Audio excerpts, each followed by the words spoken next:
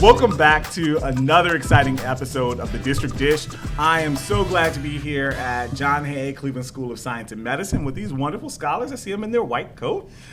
So excited to hear from them and their experiences, and looking forward to diving in. You know, here at the District Dish, we tell CMSD stories one dish at a time. So with that said, let's get a chance to meet some of our scholars. My name is Camila, and I'm a junior. My name is Esther, and I'm a 12th grader. My name is Elijah, and I am a 12th grader. What is your favorite downtime activity? I don't get a lot of downtime activity. So so every morning I work out, whether that is like just going to the gym like I did this morning or yesterday doing a run. That is a time just to kind of center myself, ground myself before starting the day. But I love just when I don't have anything to do, which is very rare.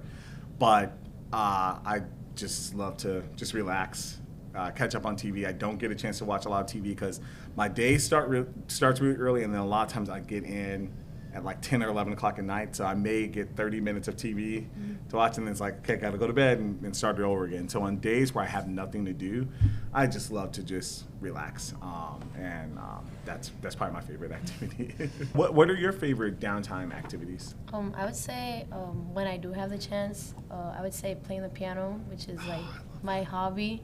It like relieves my stress, like from school, like outside of school, and yeah. Oh, that's amazing. I would say running track. I run track, and I'm day in, day out, all through the year running track.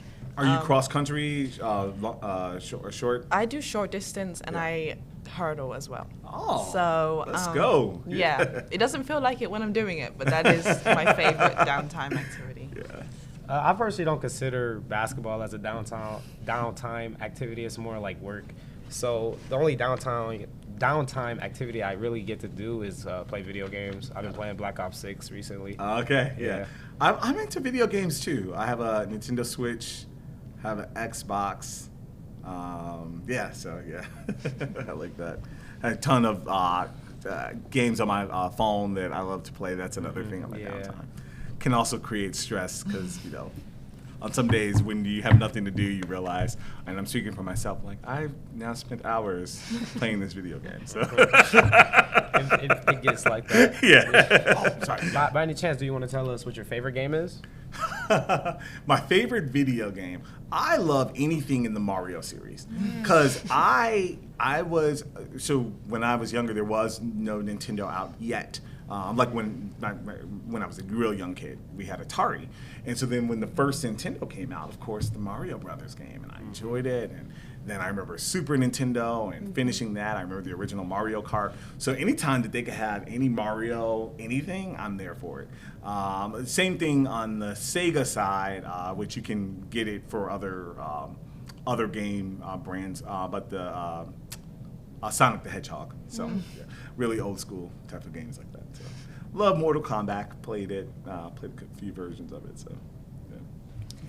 So, considering the threats constantly presented to schools around the country, what precautions have been taken or are being taken to ensure the safety of schools in our district? Yeah, that is a great question. One of the things that is always top of mind for me, our number one strategic priority for our district is safe and supportive schools and a safe and supportive culture. And so we're constantly working to think about ways we can make the schools safe. Of course, this year we have our new cell phone free zones, which as I've been going into schools and even talking to scholars, and actually a lot of them said a lot of positive things about it. Now there are things we can still learn and things that scholars want us to consider, but that's a way that is helping us keep schools safe. We are almost at the process of doing a new badging system that I'm really excited about, that we've been asking our team to do to help us make our high schools and eventually all of our schools more safe, to know who's in the building in terms of swiping in and out of the building. So that's coming, and the team has been working really hard on it. So those are things we've been doing. We also work really closely with the city. So I was in a meeting this morning, meeting with the mayor's office, talking about how do we make what surrounds the school safer. When I've been doing these small group lunches with groups of students, And it's been interesting. For the most part, kids, when we ask kids to rate their school on 1 to 5 of how safe their schools are, most kids gave their school a high rating on safety. They gave the district a high rating on safety, but they mentioned the neighborhood as an area that they don't feel safe or coming to and from school. So those are areas we want to work with the city on making sure it's safe. And then, of course, we have metal detectors in all of our high schools. Not only in all of our high schools, in every single one of our buildings. And that keeps a lot of things out of our schools. We see things of people trying to get things into the schools, and it stops it. And so, those are things that we're doing to really make sure our scholars are safe, and that's top of mind for us. I just had a quick question. So you said the new badge system. Will that go for students and teachers as well, or just teachers? It's going to be for students. Oh. Yeah, teachers already have a badge. We have now a badge system also for volunteers. So when there are people who don't work who aren't teachers or staff in the school, but they're a volunteer, they have to have a certain badge to get in and out of the schools. But this will be for students. Gotcha. And so it'll be. I know most students have an ID, but we're going to be moving more towards a required ID system and a required swiping in, so that when students go in, we actually know that they're in the building safely. Dr. Morgan, what do you hope students will get out of the Get More Opportunity Fund?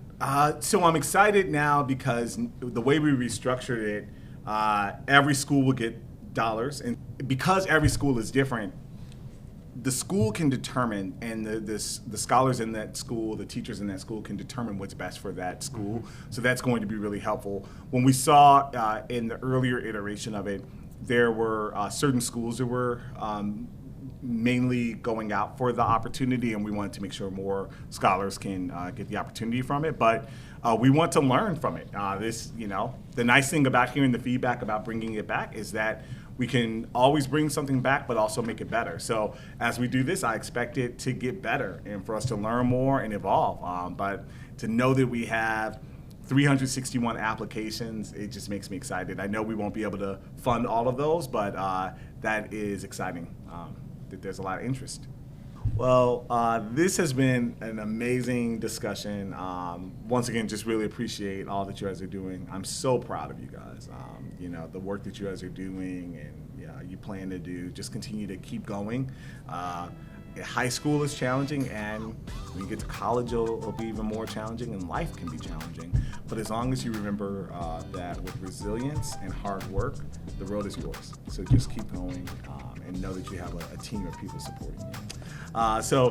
This was another episode of the District Dish. Was so happy to be here with our amazing scholars, Camila, Esther, and Elijah. Join us again next time for another episode of the District Dish, where we're bringing you CMSD stories one dish at a time.